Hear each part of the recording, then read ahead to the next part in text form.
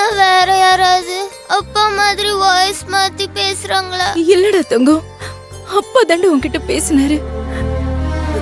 அவர் வந்துருவாரு சீக்கிரம். என்ன அனு, நீ கவலைப்படாத, அப்பா வந்துருவாரு சரியா?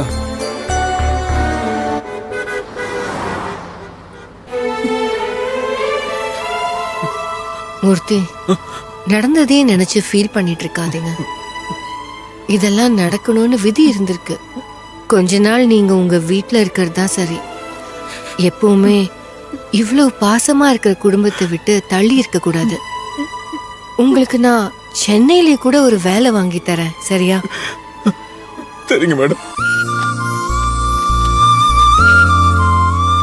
இதுக்கப்புறம் எந்த பிரச்சனையும் இல்லை, பயப்பட வேண்டாம். குழந்தை நார்மலா தான் இருக்கா. நீங்க டிஸ்சார்ஜ் பண்ணிக்கலாம். அப்புறம் முக்கியமான விஷயம், கேர்ஃபுல்லா பாத்துக்கோங்க.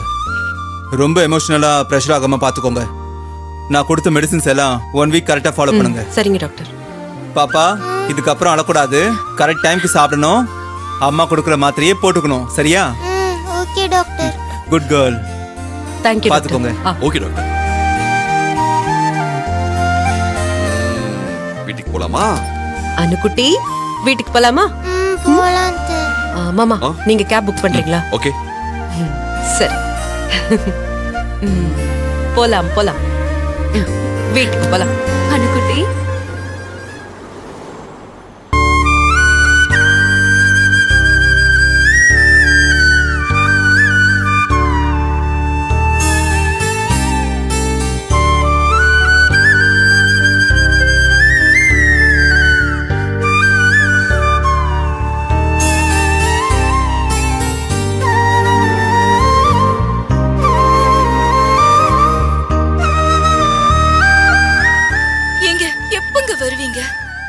செஞ்சு சீக்கிரமா வாங்க. உங்க தங்கச்சி உங்க மேலயும் என் மேலயும் ரொம்ப அன்பு வச்சிருக்கா. நமக்காக தான் இந்த ஹோட்டல் ஆரம்பிச்சு கொடுத்திருக்கா. ஏன் எங்களுக்கு எதுவுமே பண்ண மாட்டேங்கிற, உங்க அண்ணனை முன்னேற விட மாட்டேங்கிறன்னு கேட்டதாலே என்னமோ நமக்காக கஷ்டப்பட்டு அந்த ஹோட்டல் ஆரம்பிச்சு கொடுத்திருக்கா.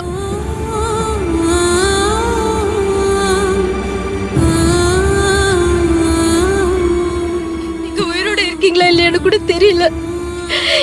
எங்களை எப்படி அணு அணுவா கொள்ளாதீங்க. தயவு செஞ்சு நம்ம அணுவா கொஞ்சம் நினைச்சு பாருங்க. அவளுக்காகவாவது கொஞ்சம் சீக்கிரமா வந்துருங்க.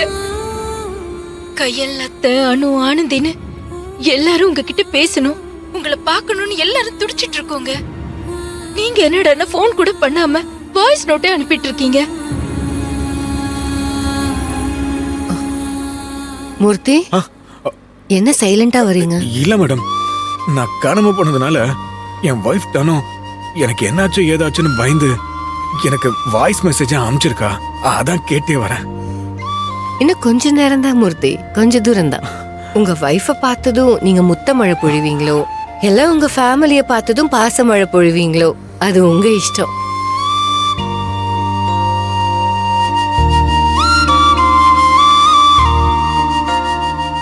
எங்க அந்த மும்பை வேலை நமக்கு வேண்டாங்க. தயவு செஞ்சு வீட்டுக்கு வந்துருங்க. ஒருவேளை உங்க தங்கச்சிக்கு பாரம் கொடுக்க வேண்டாம்னு நினைச்சீங்கன்னா என்னையும் அனுபவியும் வேற எங்கேயாவது கூட்டிட்டு போயிடுங்க. கையில இப்ப எழில் தம்பிக்கிட்ட என்ன பேசினான்னு தெரியுமா? கல்யாணம் பண்ணிக்கிட்டதுக்கு அப்புறம் கூட நாம செட்டில் ஆனதுக்கு அப்புறம் தான் அவ குழந்தை பெத்துக்கணுங்கிற முடிவுல இருக்கா. காலகாலத்துல அவளுக்கு நடக்க வேண்டிய நல்லது நடக்கணும்னா நாம அவ கூட இருக்க கூடாதுங்க. நீங்க எப்ப வந்தாலும் சரி என்னையும் அணுவையும் கூட்டிட்டு போயிடுங்க. மூர்த்தி, என்னாச்சு? கண்ணெல்லாம் கலங்குறீங்க? ஒண்ணு இல்ல மேடம், கொஞ்சம் வண்டி நிறுத்துறீங்களா மேடம்? டிரைவர் என்ன கொஞ்சம் வண்டி நிறுத்துறீங்களா? என்னாச்சு? என்னாச்சு ஒண்ணு இல்ல, மூர்த்தி? டிரைவர் என்ன கொஞ்சம் வண்டி நிறுத்துங்கண்ணே. கொஞ்சம் ஓரமா நிப்பாட்டுங்க ப்ளீஸ். நான் நிப்பாட்டுங்கண்ணே. மூர்த்தி, என்னாச்சு மூர்த்தி? ஒண்ணு இல்ல, வண்டி நிப்பாட்டுங்க.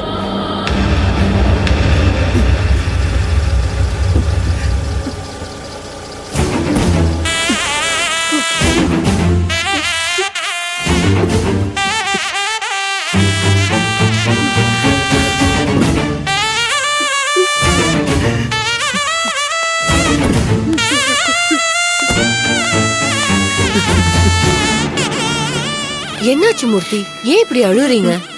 மேடம், நான் வீட்டுக்கு போகல மேடம். உங்க வீட்டுல ஏதாவது ஓரமா ஒரு வேலைக்காரனா இருந்துட்டு போறேன் மேடம்.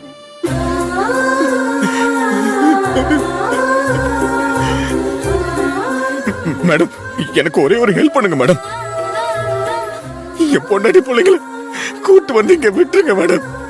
உங்க வீட்லயே ஏதாவது வேலை செஞ்சுட்டு ஓரமா இருந்துட்டு போயிடுறேன் மேடம். ஏன் என்னாச்சு? கொஞ்ச நேரத்துக்கு முன்னாடி தான் என் குடும்பத்தை எப்ப பார்க்க போறேன்னு தெரியல, அவங்கள பார்க்கறதுக்கு முன்னாடி ஒவ்வொரு நிமிஷமும் ஒரு யுகமா இருக்குன்னு ஏக்கத்தோட பேசுறீங்க. இப்ப திடீர்னு அங்க போகல, நான் உங்க கூடவே இருந்துடுறேன்னு சொல்றீங்க, என்ன காரணம்? மேடம், எந்த குடும்பத்தை பார்க்க நான் துடிச்சுக்கிட்டு இருந்தனோ அந்த குடும்பத்தை பார்க்காம இருக்கிறது தான் நல்லது மேடம்.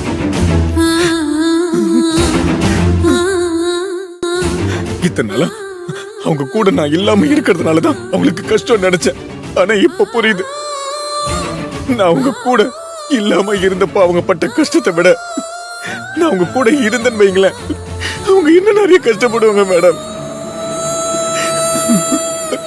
மூர்த்தி, என்ன பேசுறீங்க நீங்க? உங்க ஃபேமிலி அப்படி என்ன கஷ்டப்படுத்துனீங்க? ஏன் திடீர்னு இப்படியெல்லாம் யோசிக்கிறீங்க? உங்களுக்கு தெரியாது மேடம். மேடம், என் குடும்பத்துக்கு நான் இது வரைக்கும் எதுவுமே செஞ்சதில்லை. ஆனா என் குடும்பம் செஞ்சதெல்லாம் வார்த்தையால சொல்ல முடியாது மேடம். இப்ப நீங்க கண்ணு முன்னால பாக்குற மூர்த்தி கிடையாது மேடம். நான் ஆரம்பத்துல நான் செய்யக்கூடாத நிறைய தப்புகளை செஞ்சிருக்கேன். இது வரைக்கும் என் குடும்பத்துக்கு மூத்த பிள்ளையா என் கடமையை நான் செஞ்சதே இல்லை மேடம். பொறுப்பா நான் இருந்ததும் கிடையாது. என் பொண்டாட்டி பிள்ளைங்களை கூட பார்க்காத ஒரு கையாலாகாதவன் தான் நான். கூடிகாரனாவும் இருந்திருக்கேன் மேடம். அப்படி இருந்தவனா இப்ப பொறுப்பானவனா என் குடும்பத்துக்காக என்னால ஏதோ ஒண்ணு முடிஞ்சது செய்யறேன்னா அதுக்கெல்லாம் காரணம் என் தங்கச்சி கையல் தான் மேடம். என்ன ஒரு மனுஷனை மாத்தி அவ இல்லைன்னா நான் எங்கேயோ எப்படியோ போயிருப்பேன் மேடம். இது வரைக்கும் என் அம்மாவுக்கு ஒரு நல்ல மகனா இருந்தது கிடையாது. என் பொண்டாட்டிக்கு ஒரு நல்ல புருஷனா இருந்தது கிடையாது. என் பிள்ளைக்கு சரியான அப்பனா இருந்தது கிடையாது. என் தம்பி தங்கச்சிங்களுக்கு பொறுப்பான